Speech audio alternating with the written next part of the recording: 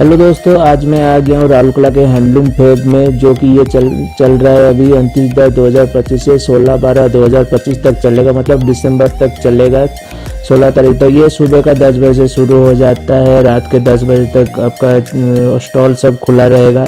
यहाँ पे आपको बहुत सारे वैरायटी मिलेंगे। यहाँ पे कश्मीरी शॉल से लेकर यहाँ पे चूड़ीदार, दुपट्टा, कंबल, और यहाँ पे मतलब बच्चों का खिलौना से लेकर बहुत कुछ मिलेगा। यहाँ पे मैं कुछ स्टॉल वालों से भी बातचीत किया हूँ, तो वहाँ पे उन्होंने बहुत कुछ नया नया आइटम भी दिखाया, बहुत कुछ दिखाया, और बहुत सी चीज़ जो कि आप लोगों ने कभी मतलब सपने में भी नहीं सोचा होगा, ऐसा ऐसा चीज़ भी आया है इस बार।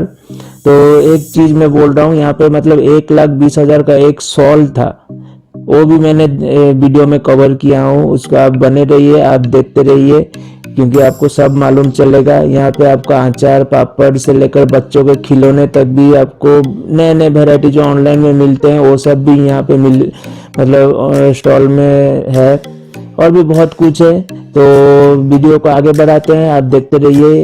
यहाँ पे और क्या क्या नया चीज़ सब आया हुआ है, आप देखते रहिए।